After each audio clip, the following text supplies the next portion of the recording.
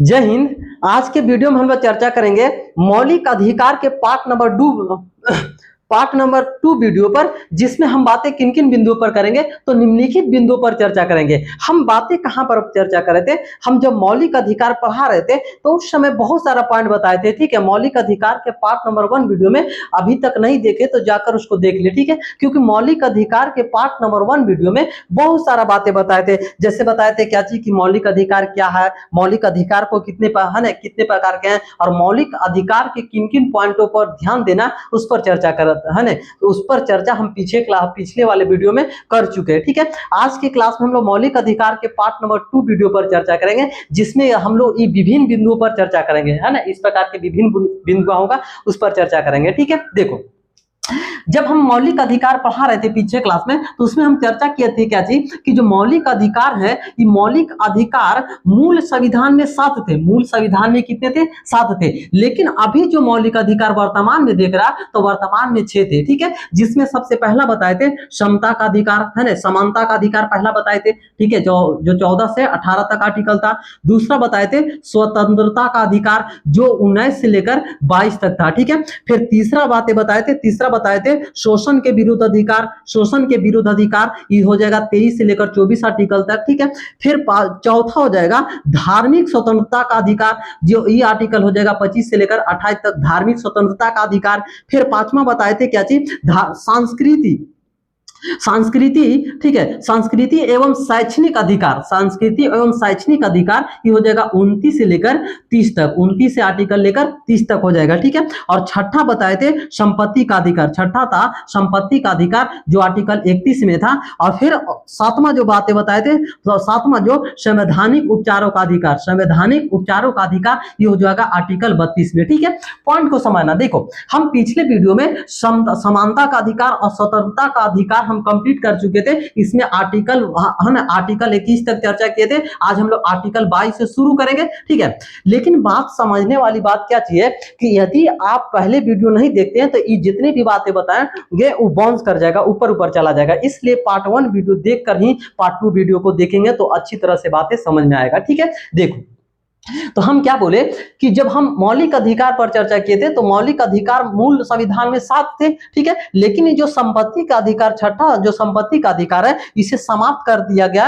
और समाप्त किया गया था कब? जब 44वां संविधान संशोधन, और 44वां संविधान संशोधन 1978 में, 44वां संविधान संशोधन 1978 में इस जो संपत्ति का अधिकार को हटाकर इसको कानूनी अधिकार बना दिया गया और इसको आर्टिकल डाला गया 300 के कम में डाला गया। ठीक है, ये सभी बातें हम पीछे क्लास में बताए थे और हम चर्चा कर चुके थे समानता का अधिकार और स्वतंत्रता के अधिकार में आर्टिकल 19 से लेकर 21 तक बता दिए थे। अब आज चर्चा करेंगे हम लोग कहां पर? 22 पर चर्चा करेंगे। ठीक है, तो हम एक एक पॉइंट को समझना कि आर्टिकल 22 क्या कहता है। ठीक है, अब बातों को समझते हैं कि आर्टिकल 22 क्या कहता है। ठीक है, देखो अब यहां पर समझना आर्टिकल 22।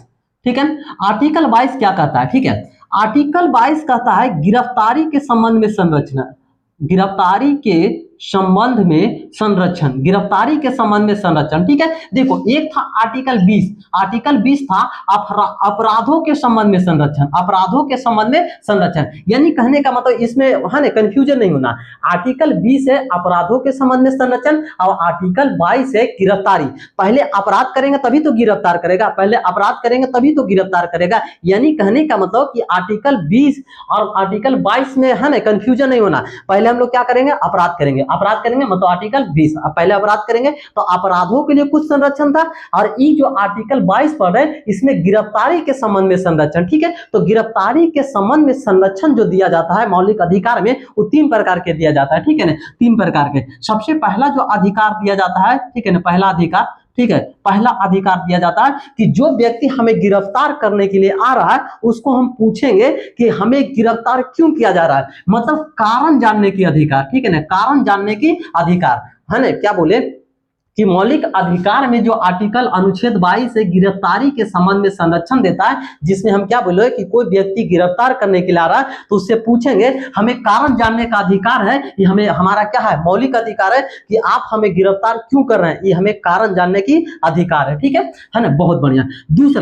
जब कारण जान लिए तो अब कारण जानने के बाद हम क्या कर सकते हैं कि गिरफ्तार कर लिया है ना, मान लो कि गिरफ्तार कर लिया, तो अब हम क्या करेंगे कि मनपसंद हम वकील चुन सकते हैं, ठीक है ना, मनपसंद वकील चुन सकते हैं, ठीक है ना। ये चुनने का अधिकार हमें कौन सा अधिकार है, मौलिक अधिकार है, ठीक है, मौलिक अधिकार है। पहले हम कारण जानेंगे, कारण जानने के बाद फिर मनपसंद कानूनी सलाह लेंगे, ठीक है ना, मनपसंद वकील या कानूनी सलाह लेने का अधिकार भी हमारा क्या, मौलिक अधिकार है, ठीक है। और जब गिरफ्तार ही कर लिया, ठीक है ना, मनपसंद कानून चुन लिए, है ना, मानो मनपसंद कानूनी सलाह ले लिए, ठीक है, और तब भी हमें गिरफ्तार कर लिया, तो अब उसको क्या करना होगा कि 24 घंटा के अंदर तुम्हें नजदीकी न्यायालय के पास ले जाना होगा, ठीक है। ऐसा यदि जो नहीं करता है तो फिर क्या हो सकता है कि हमारा मौलिक अधिकार का क्या होगा, हनन होगा, और जब मौलिक अधिकार का हमारा हनन होगा तो आर्टिकल 32 के तहत सुप्रीम कोर्ट और आर्टिकल 226 के तहत हम लोग कहाँ जा सकते हैं, हाई कोर्ट, और हाई कोर्ट जाएंगे तो हमें क्या करेगा, वो हाई कोर्ट या सुप्रीम कोर्ट क्या करेंगे कि 5 प्रकार के रीट, हम आगे चर्चा करेंगे, 5 प्रकार के रीट जारी करेंगे, ठीक है। लेकिन बातें अभी यहीं पर रखते हैं, ठीक है। हम क्या बोले कि आर्टिकल है ना, आर्टिकल 22 या आर्टिकल या अनुच्छेद 22 क्या बोलता है, गिरफ्तारी के संबंध में संरक्षण। आर्टिकल 20 था अपराधों के संबंध में, आर्टिकल 22 अपराधों गिरफ्तारी के संबंध में संरक्षण। गिरफ्तारी के संबंध में संरक्षण कितने प्रकार के दिया जाता है, 3। पहला क्या बोले कि मनपसंद वकील चुनना, पहले क्या हम कारण जानेंगे कि क्यों हमें गिरफ्तार किया जा रहा है।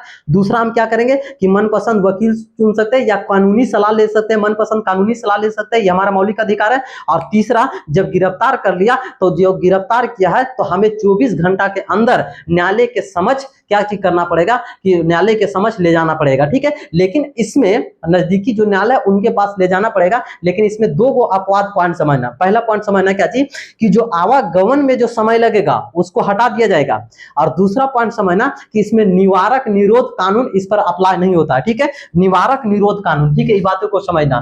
निवारक निरोध कानून क्या कहता है, निवारक निरोध कानून क्या कहता है कि जैसे कोई व्यक्ति है, ठीक है, कोई व्यक्ति है और किसी व्यक्ति को कुछ ऐसा बातें बोलने से या किसी व्यक्ति को बाहर रहने से, मतलब कि मान लो क्या चीज हमारे देश के है ना, देश के बाहर और सॉरी हमारे देश के आंतरिक भाग में कहीं पर रहने से वहां पर उस क्षेत्र की अखंडता और एकता पर प्रभाव पड़ता है, तो उस व्यक्ति को क्या कर सकता है कि जो उस व्यक्ति को, पॉइंट को समझना, हम क्या बोले कि निवारक निरोध कानून कहने का मतलब क्या होगा कि यदि कोई व्यक्ति को बाहर रहने से, मतलब कि हमारे जो भारतीय क्षेत्र है उसी क्षेत्र में कहीं और रहने से या जेल की बाहर रहने से किसी भी प्रकार के भारत की एकता और अखंडता पर किसी भी कारण से प्रभाव पड़ता है, तो उस व्यक्ति को क्या चीज किया जा सकता है, गिरफ्तार किया जा सकता है। और उसको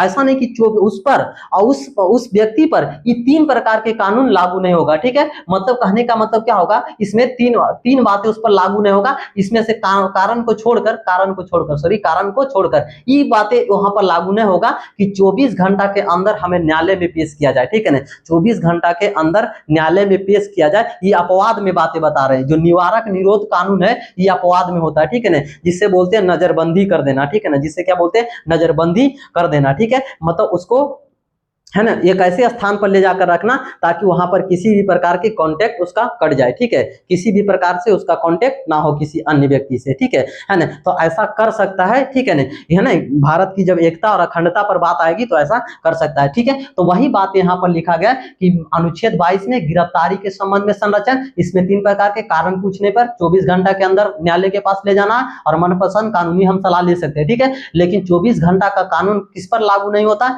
निवारक निरोध कानून पर, ठीक है। निवारक निरोध जो कानून है, ठीक है ना, मतलब कोई व्यक्ति को हम गिरफ्तार कर सकते हैं, ठीक है, जब भारत की एकता और अखंडता की बात आएगी तब, ठीक है। जो ठीक है, तो ये पॉइंट हमारे हिसाब से समझ में आ गया होगा आर्टिकल 22 में किन बातों पर है ना, किन बातों को बताएं, ये अच्छी तरह से समझ में आ गया होगा, ठीक है। अब देखो ध्यान, अब हम लोग अगला पॉइंट चर्चा करेंगे शोषण के विरोध अधिकार, ये तीसरा पॉइंट हो जाएगा, ठीक है। जो मौलिक अधिकार जो 6 दिए थे, ठीक है ना, वर्तमान में जो 6 है उसमें से 2 हम पढ़ा चुके हैं, ठीक है। पहला समानता का अधिकार कंप्लीट करवा चुके हैं, दूसरा स्वतंत्रता का अधिकार कंप्लीट करवा चुके हैं, तीसरा हम लोग क्या चर्चा करने वाले, शोषण के विरोध अधिकार, ठीक है ना, शोषण के विरोध अधिकार, ठीक है ना। चलो ठीक है, देखो शोषण के विरोध अधिकार,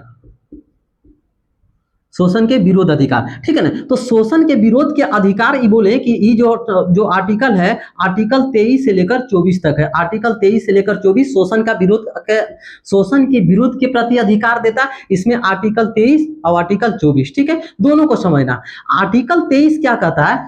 आर्टिकल 23 क्या कहता है कि इसमें बंधुआ मजदूरी, ठीक है, बालात श्रम, ठीक है, या देह व्यापार, ठीक है ना, देह व्यापार या देह व्यापार, इसी को बोल सकता है, क्या चीज हम लोग बोल सकते हैं, ठीक है ना, देह व्यापार या मानव दुर्व्यापार, ठीक है ना, मानव व्यापार, ठीक है ना, मानव व्यापार। 3 पॉइंट को समझना। हम क्या बोले, अनुच्छेद 23 में क्या है कि बालात श्रम, बंधुआ मजदूरी और देह व्यापार या दुर्व्यापार, ठीक है ना। तो इस प्रकार की या मानव व्यापार इस प्रकार की घटना पर रोक लगाता है कौन? अनुच्छेद 23। मतलब इस प्रकार की घटना आप किसी भी प्रकार से नहीं कर सकते, ठीक है ना। मतलब मानव व्यापार नहीं कर सकते, ठीक है, और मानव व्यापार के साथ साथ बालात श्रम नहीं करवा सकते, मतलब बालकों के द्वारा श्रम नहीं करवा सकते, ठीक है ना। फिर तीसरा हम लोग क्या बोले कि जैसे बंधुआ मजदूरी नहीं करवा सकते, ठीक है ना, किसी से बंधुआ मजदूरी नहीं करवा सकते। ये आर्टिकल किस में बोलता है? 23 में बोलता है, ठीक है। अब आर्टिकल 24 क्या बोलता है, ठीक है ना। आर्टिकल 24 को ध्यान देना, आर्टिकल 24 और 14 ये बातों को ध्यान रखना। 24 14 मतलब इसका भी पीछे 4 है, इसका भी पीछे 4 है, ठीक है। आर्टिकल 14 क्या बोलता है कि कोई भी व्यक्ति को, ठीक है ना, कोई भी जो व्यक्ति होगा जिसका उम्र 14 वर्ष से कम हो, जिसका उम्र 14 वर्ष से कम हो, 14 वर्ष से व्यक्ति का, जिस बच्चे का उम्र कम होगा उसको क्या करना है, उसको खनन या फिर किसी भी प्रकार की फैक्ट्री वगैरह में काम पर निषेध है, मतलब काम पर रोक लगाता है, ठीक है। देखो आर्टिकल 24 को बात एक समझना, आर्टिकल 24 मतलब 24 से इसको कैसे याद रखेंगे, 14 से, इसका पीछे भी 4, इसका पीछे भी 4, ठीक है। 14 में क्या बोलता है कि 14 वर्ष से कम उम्र के बच्चों को कल कारखानों और खनन में काम करने से रोक लगाता है। कौन लगाता है? तो आर्टिकल 24 लगाता है, आर्टिकल 24 रोक लगाता है, ठीक है। देखो शोषण के विरुद्ध देख, अब मान लो क्या चाहिए, ये शब्द को पकड़ना, शोषण किसको होगा, जैसे जब किसी व्यक्ति को बंधुआ मजदूरी करवाया जाएगा तब शोषण होगा, जब किसी का देह व्यापार किया जाएगा तब शोषण होगा, ठीक है। और फिर दूसरा बालात श्रम करवाया जाएगा तो एक प्रकार की शोषण हो जाता है, ठीक है ना, शोषण में आ जाता है, ठीक है। फिर बताएं क्या चाहिए कि 24 आर्टिकल 24 और इसको याद रखेंगे 14 से, ठीक है ना, 24 14। तो 14 वर्ष से कम उम्र के जब बच्चों को किसी भी प्रकार से खनन जहां पर क्या हो कि जो बच्चों की जो शारीरिक बनावट है उसके ढांचे पर प्रभाव पड़ सकता है, ठीक है ना, उस जगहों पर काम करने से रोक लगाता है कौन? अनुच्छेद 24 यानी आर्टिकल 24 इस प्रकार की रोक लगाता है, ठीक है। तो इस शोषण के विरुद्ध अधिकार जो था इस पर चर्चा की है, ठीक है।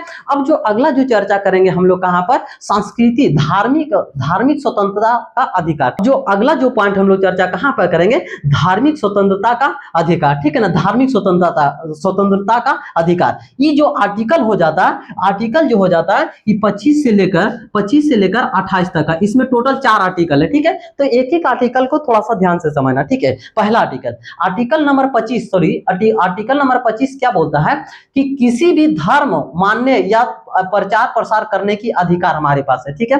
मतलब आर्टिकल 25 क्या बोलता है कि हम किसी भी धर्म को मान सकते हैं, ठीक है। जैसे मान लो किसी है ना, जैसे हिंदू है, ठीक है ना, तो मुस्लिम धर्म भी मान सकते हैं, ठीक है, या सिख धर्म भी मान सकते हैं, ईसाई धर्म भी मान सकते हैं, या किसी भी धर्म को हम मान सकते हैं और साथ साथ में उसका प्रचार और प्रसार कर सकते हैं। ये आर्टिकल कौन बोलता है? 25 बोलता है। इसी कारण से देखेगा कि बिहार में ज्यादातर क्षेत्रों में जो कमजोर वर्ग के लोग हैं उनको ज्यादातर क्रिश्चियन बनाए जा रहे हैं, ठीक है। तो जो क्रिश्चियन ज्यादातर लोगों को बनाए जा रहे हैं वो एक प्रकार की धार्मिक स्वतंत्रता है, मतलब उन लोग व्यक्ति क्या कर सकते हैं कि किसी भी प्रकार के धर्म को मान सकते हैं, ठीक है, या आचरण कर सकते हैं और उसका प्रचार प्रसार भी कर सकते हैं, क्योंकि वो एक प्रकार के मौलिक अधिकार हो जाता है। और जो मौलिक अधिकार कौन देता है? तो अनुच्छेद 25 ही बोल रहा है, ठीक है ना। तो ठीक है, दूसरा अनुच्छेद 26 बोलता है कि धार्मिक कार्यों का प्रबंधन, मतलब जो धार्मिक कार्य है उसका प्रबंधन कर सकते हैं। मतलब कहने का मतलब क्या होगा कि जो कोई भी धार्मिक कार्य है उसको अच्छी तरह से पूर्ण कर सकते हैं या अच्छी तरह से उसको चला सकते हैं, यानी कहने का मतलब धार्मिक कार्यों का प्रबंधन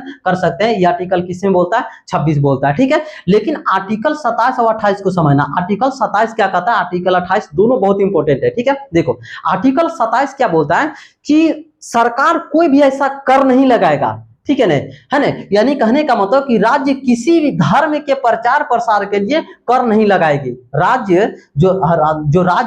राज्य मतलब क्या चाहिए कि कोई भी जैसे राज्य है, कोई भी राज्य किसी धर्म के प्रचार प्रसार के लिए जो कर आते हैं, जो टैक्स का पैसा आते हैं, उसको प्रचार प्रसार के लिए खर्च नहीं करेगा, है ना। जैसे मान लो क्या चाहिए कि बीजेपी का सरकार है तो ज्यादातर हिंदुओं पर ध्यान देती है, ठीक है। तो ऐसा नहीं कि प्रचार प्रसार के लिए जो कर जो टैक्स का पैसा जा रहा है उसके पास, ऐसा नहीं कि धर्म के प्रचार में लगाएगा, ठीक है। ये आर्टिकल कौन बोलता है? आर्टिकल 27 बोलता है ऐसा वो नहीं कर सकते हैं, ठीक है। आर्टिकल 27 में बोला गया, ठीक है। ऐसा करते हैं तो वो उसके प्रति फिर क्या हो सकता है कि, है ना, आर्टिकल 32 के तहत उसके प्रति, है ना, मौलिक अधिकार का हनन करने के कारण उसको आर्टिकल 32 के तहत सुप्रीम कोर्ट और आर्टिकल 226 के तहत, है ना, हाई कोर्ट रीट जारी कर सकता है, ठीक है। ऐसा करता है तब, ठीक है ना। फिर आर्टिकल 28 क्या बोलता है कि सरकारी कर से चलने वाले संस्था में धार्मिक शिक्षा नहीं दी जाएगी, ठीक है। ई पॉइंट को समझना। जैसे कोई भी विद्यालय है, कोई भी सरकारी विद्यालय, तो उस जो सरकारी विद्यालय है उस सरकारी विद्यालय में क्या होगा कि किसी भी प्रकार की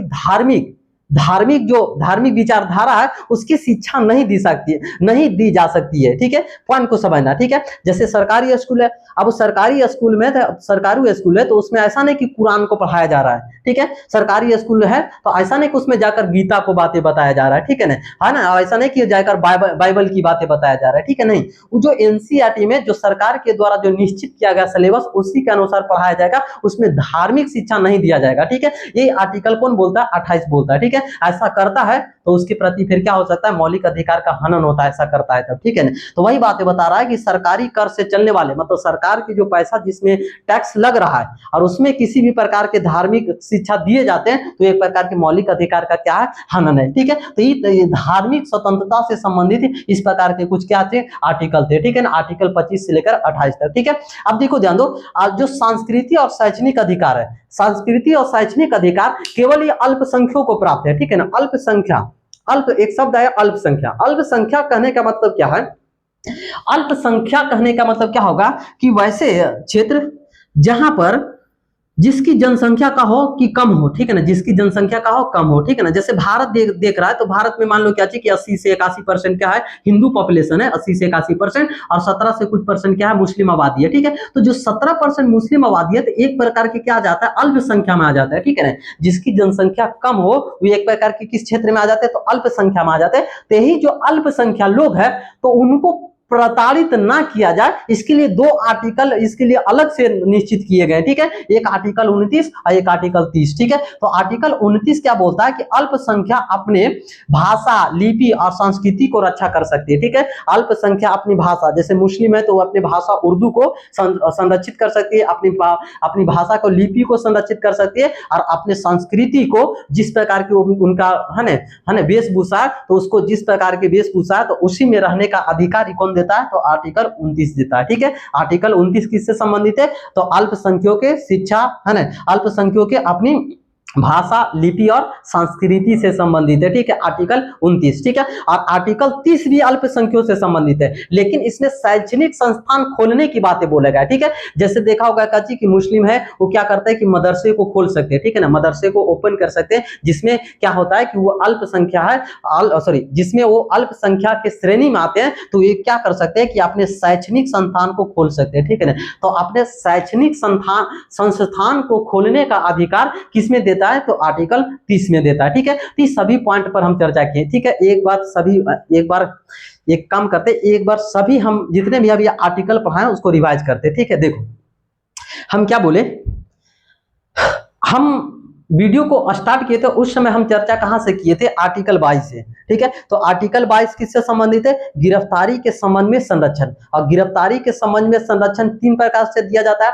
एक तो सबसे पहला दिया जाता है क्या चीज कि कानूनी सलाह ले सकते हैं, दूसरा कारण हम पूछ सकते हैं क्यों गिरफ्तार किया जा रहा है, और 24 घंटा के अंदर मजिस्ट्रेट या नजदीकी न्यायालय के पास हमें भेजना होगा, ठीक है। ये हमें गिरफ्तारी के संबंध में संरक्षण देता है कौन? आर्टिकल 22, ठीक है। लेकिन इसमें अपवाद में है निवारक निरोध कानून, मतलब किसी को नजरबंदी बना लिया जाएगा कब? जब भारत की एकता और अखंडता की बात आएगी तब, ठीक है। इसमें अपवाद में है, ठीक है।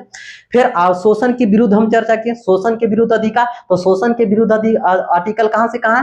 23 से 24। तो 23 में क्या किया गया कि बंधुआ मजदूरी, बालाश्रम, बंधुआ मजदूरी, बाला श्रम और देह व्यापार या दुर्व्यापार करना एक प्रकार के कानूनन जुर्म है। तो ये आर्टिकल किस में आ जाता है? आर्टिकल 23 में आ जाता है। ठीक है, आर्टिकल 24 में है, 24 मतलब 14, तो 14 वर्ष से कम उम्र के बच्चों को 14 वर्ष से कम उम्र के बच्चों को खनन या फैक्ट्री वगैरह में काम करने से रोक लगाती है। ये आर्टिकल कौन? 24 को कैसे याद रखेंगे? 24-14, ठीक है।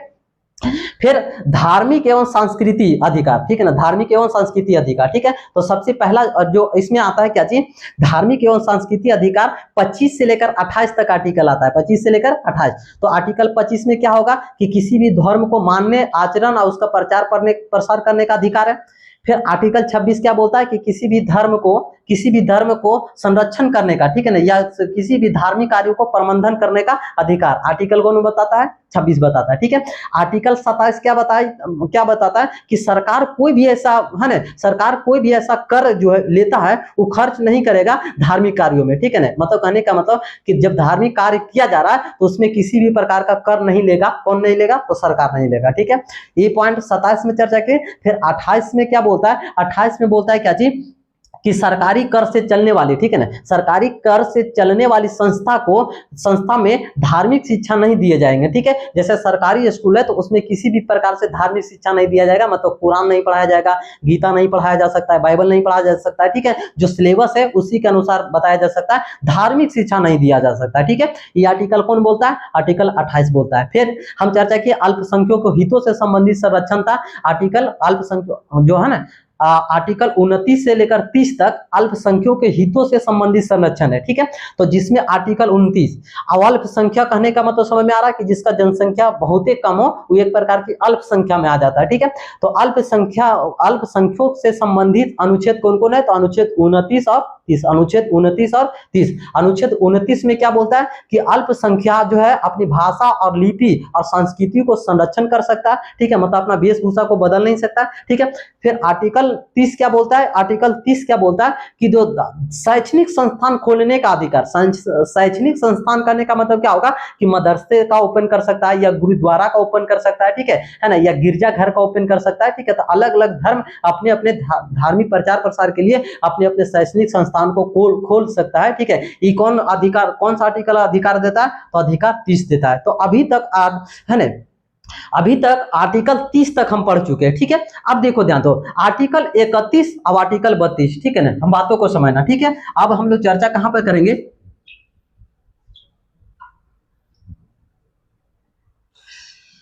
अब हम लोग चर्चा करेंगे अनुच्छेद 31, ठीक है ना, आर्टिकल को ही हम लोग अनुच्छेद बोलते हैं, ठीक है। तो आर्टिकल जो अनुच्छेद 31, ठीक है ना, अनुच्छेद 31, ठीक है।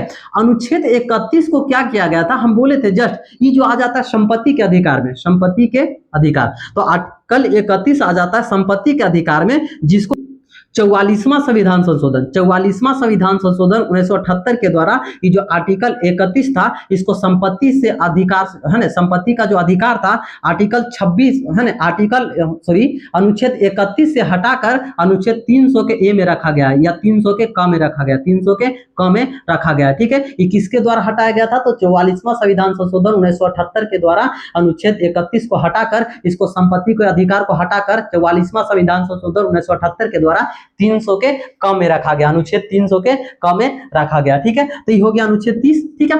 अब हम लोग चर्चा करते हैं अनुच्छेद 32, ठीक है। अनुच्छेद 32 को बोलते हैं हम लोग संवैधानिक उपचारों का अधिकार, ठीक है ना, संवैधानिक उपचारों का अधिकार, ठीक है। वही बात यहाँ पर लिखे, संवैधानिक उपचारों का अधिकार। अनुच्छेद कहां पर? 32। जो अनुच्छेद 32 देख रहा, इसको डॉक्टर भीमराव अम्बेडकर जी ने संविधान की आत्मा बोला है, ठीक है। बहुत इंपॉर्टेंट पॉइंट है, ठीक है ना, बहुत ही बोलेगा कि डॉक्टर भीमराव अंबेडकर जी ने संविधान की आत्मा किसे बोला है?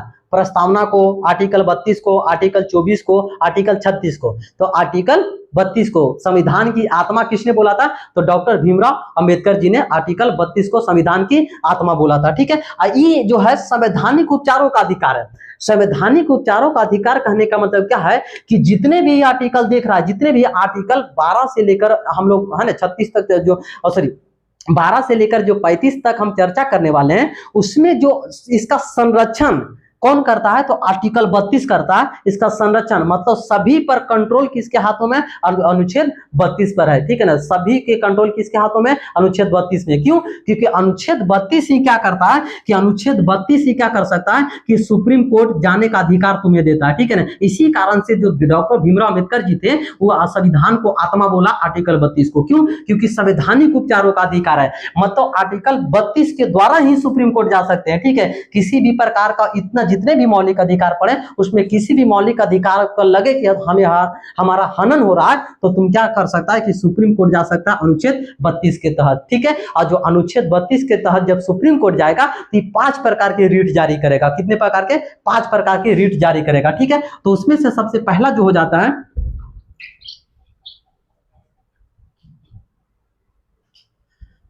उसमें सबसे जो पहला जो रीट हो जाता है बंदी प्रत्यक्षीकरण, ठीक है ना। बंदी प्रत्यक्षीकरण, बंदी प्रत्यक्षीकरण कहने का मतलब क्या होगा कि जो सुप्रीम कोर्ट या हाई कोर्ट है ना, सुप्रीम कोर्ट मतलब 32 के तहत, हाई कोर्ट 226 के तहत।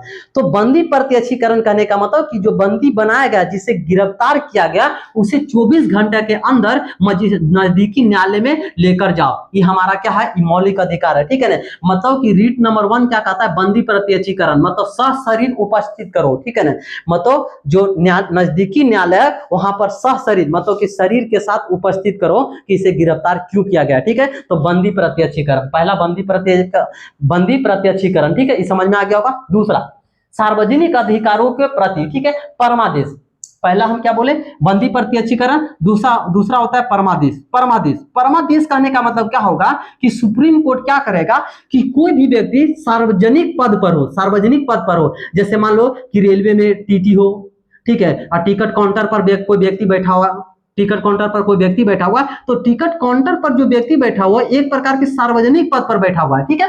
अब जब उस सार्वजनिक पद पर बैठा हुआ और वो अपने कर्तव्यों का पालन नहीं करता है तो सुप्रीम कोर्ट उसके प्रति परमादेश जारी करेगा। उसके प्रति क्या चीज जारी करेगा? परमादेश, मतलब उसको आदेश देगा कि आप अपने पद की गरिमा को क्या कर रहे हैं? धूमिल कर रहे हैं, यानी अपने पद के जो कर्तव्य है उसका पालन नहीं कर रहे हैं, तो आपके प्रति क्या चीज आदेश जारी होता है? परमादेश होता है।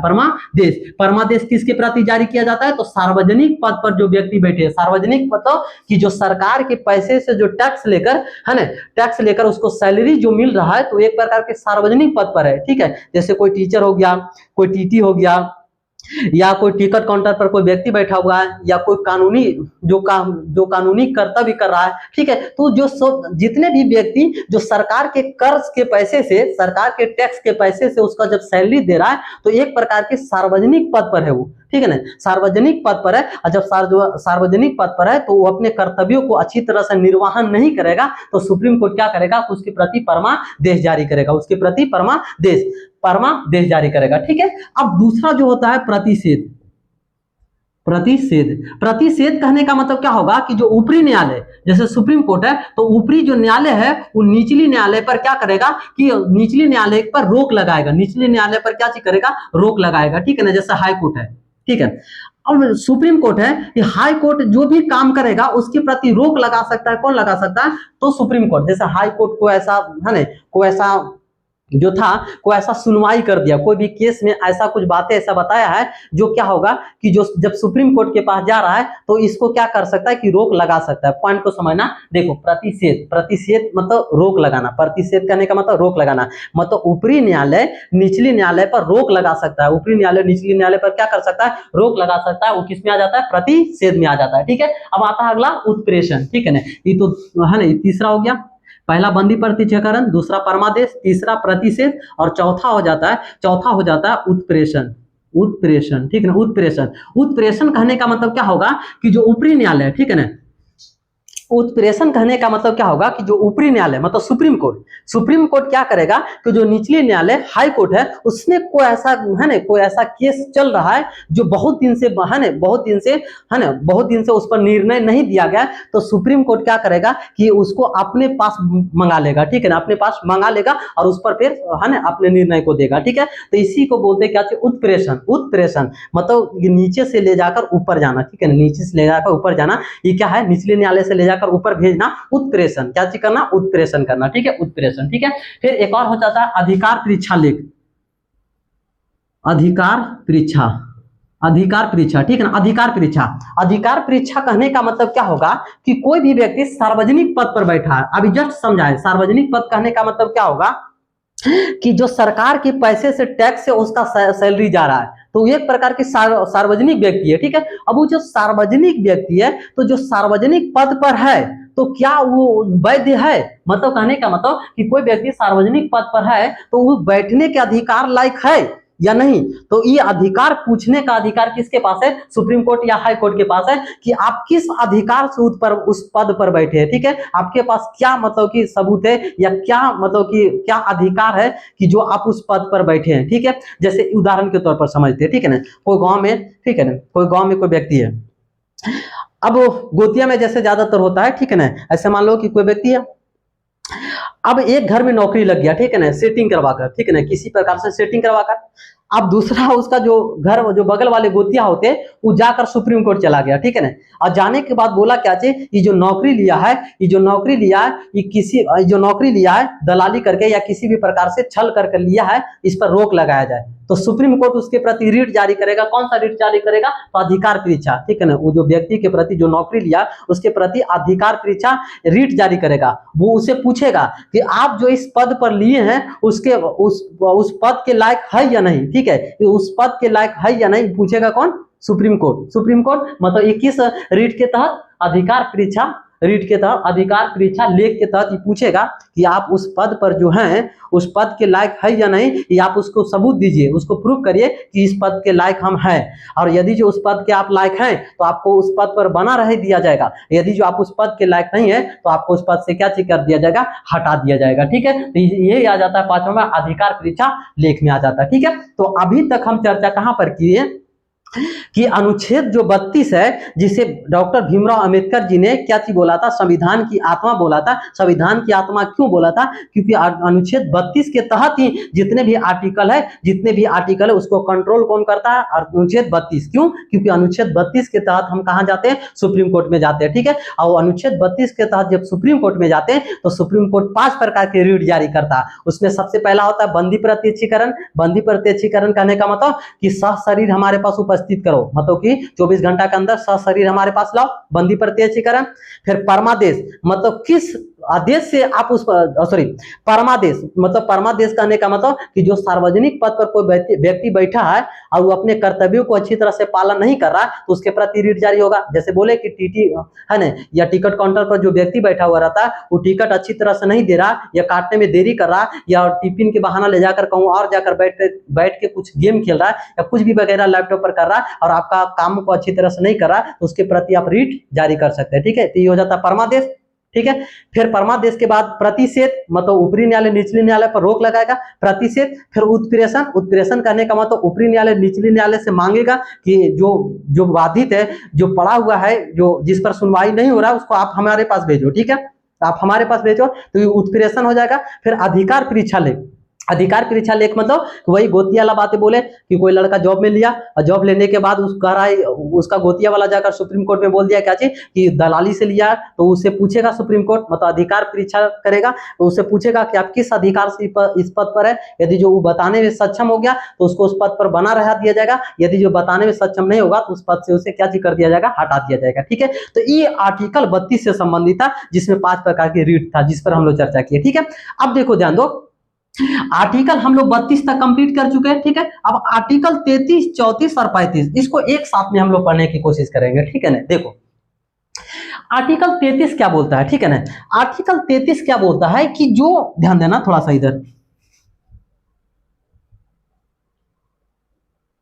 आर्टिकल 33 क्या बोलता है या अनुच्छेद 33 क्या बोलता है कि जो सैनिक अब सैनिक हो या अर्ध सैनिक हो, वो क्या कर सकता है कि उसका मौलिक अधिकार का हनन होता है तो ऐसा नहीं कि वो अपने प्रति क्या कर लेगा कि बोलेगा कि हमारा मौलिक अधिकार का हनन हो रहा है इसलिए हम सुप्रीम कोर्ट जाएंगे, ठीक है। आर्टिकल 33 उस पर रोक लगाता है, किस पर? सैनिकों पर और अर्ध सैनिकों पर। इस पर रोक लगाता है क्या चीज कि आपका जब मौलिक अधिकार का हनन होता है तो आप किसी भी प्रकार से न्यायालय में नहीं जाएंगे, ठीक है। क्यों नहीं जाएंगे? क्योंकि मान लो कि हमारा मौलिक अधिकार है क्या चीज कि 8 घंटा नींद लेना हमारा मौलिक अधिकार है, ठीक है ना, या नींद लेना या सूतना हमारा मौलिक अधिकार है, अच्छी तरह से भोजन करना हमारा मौलिक अधिकार है। अब अर्धसैनिक बल में है, ठीक है ना, अब जैसे कोई कमांडो के ट्रेनिंग ले रहा है, ठीक है, तो उसको जाकर वगैरह वगैरह चीजें, बहुत सारी चीजें खाने पड़ते हैं, ठीक है ना, या जंगलों में रहना पड़ता है, जंगलों में रहना पड़ता है, उसको भूखे रहना पड़ता है, प्यासे रहना पड़ता है ना, अच्छी तरह से भोजन नहीं मिल पाता है, तो अच्छी तरह से भोजन नहीं मिला है, इसका मतलब उसका मौलिक अधिकार का हनन हो रहा है। और जब मौलिक अधिकार का हनन हो रहा है तो आर्टिकल 32 का तहत सुप्रीम कोर्ट में जा सकता है, लेकिन नहीं, आर्टिकल 33 वही उन लोगों पर रोक लगाता है कि सैनिक हो या अर्धसैनिक बल हो, वो किसी भी प्रकार से उनका जब मौलिक अधिकार का हनन होता है तो सुप्रीम कोर्ट या न्यायालय में नहीं जाएगा, ठीक है। ये आर्टिकल 33 उस पर क्या लगाता है, रोक लगाता है।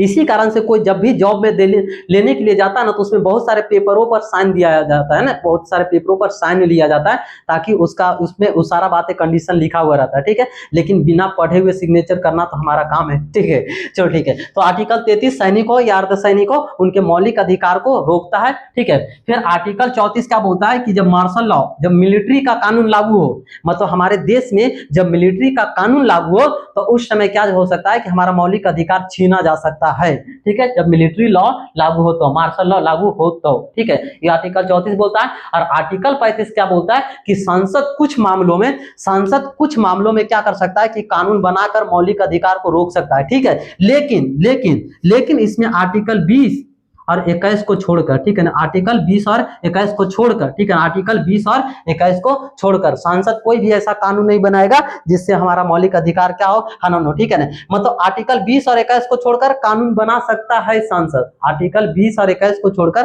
कानून बना सकता है कौन, संसद बना सकता है, ठीक है। चलो ठीक है, तो इतना सभी पॉइंटों पर चर्चा की है, ठीक है ना अभी, है ना। चलो ठीक है, तो इस हिसाब से देखा जाए तो हमारा मौलिक अधिकार, है ना, मौलिक अधिकार वाला जो चैप्टर होता है वो कंप्लीट होता है, ठीक है। अब देखो ध्यान दो, हम पार्ट 1 वीडियो कंप्लीट करवाएं, ये पार्ट 2 वीडियो भी कंप्लीट करवा चुके हैं, तो पार्ट 1 वीडियो का आप नोट अच्छी तरह से तैयार कर लें, अब पार्ट 2 वीडियो का अभी जस्ट स्क्रीनशॉट लेकर, ठीक है ना, इसे थोड़ा सा हट जाते हैं, ठीक है ना, है ना। चलो ठीक है, अब इसे आप क्या करें कि आप स्क्रीनशॉट लेकर एक अच्छी तरह से नोट बना ले, और नोट बनाने के बाद आप क्या करें कि इसको बार बार रिवाइज करें, बार बार इसको पढ़ते रहे, बार बार इसको पढ़ते रहें, और पढ़ने के साथ साथ आप किसी भी प्रकार के, है ना, किसी भी प्रकार के मौलिक अधिकार का प्रश्न हो या किसी भी प्रकार का मौलिक अधिकार का सेट हो तो उसमें जाकर देखना, ऑब्जेक्टिव आसानी से तुम्हें, है ना, 80 से 90% ऑब्जेक्टिव आसानी से बन जाएगा। वो 10% वाला होगा ना, वो IAS PCS IAS लेवल का जो क्वेश्चन होगा उसमें थोड़ा सा फंसने की चांस रहता है, अन्यथा कोई भी एग्जाम का लेवल हो इससे ज्यादा प्रश्न नहीं पूछेगा, ठीक है ना, ये हमारा गारंटी है। आप इसको जरूर, है ना, बार बार स्क्रीनशॉट ले, अच्छी तरह से नोट बना ले, और नोट बनाने के बाद इसको बार बार रिवाइज करें, और साथ साथ में आप लूसेंट के ऑब्जेक्टिव बुक हो या फिर घटना चक्र का ऑब्जेक्टिव बुक हो, उसमें जाकर आप ऑब्जेक्टिव देखें, आसानी से सोल्यूशन होगा, ठीक है। चलो ठीक है, तो हाँ, कुछ लड़के लोग का कमेंट आ रहा था, क्या चीज की बोल रहा था कि सर आप कहाँ से हैं, ठीक है ना, तो हम बता देते हैं क्या चीज, हम बिहार से, ठीक है, बिहार, है ना, बिहार से, और ऐसे बोल सकता है क्या चीज, छठी माई की धरती से बिहार से हैं, और साथ साथ में ज्ञान की धरती गया से हम है, ठीक है ना। कुछ लोग लड़के लोग कमेंट कर रहे थे क्या चीज कि सर आप कहाँ से थे, तो वही बताना चाह रहे हैं कि हम छठी माई की धरती बिहार से, और साथ साथ में क्या बोले कि ज्ञान की धरती गया से, ठीक है। तो आज के लिए यहीं तक रखते हैं, फिर उसके बाद फिर अगले वीडियो में चर्चा करेंगे, ठीक है, तब तक जय हिंद।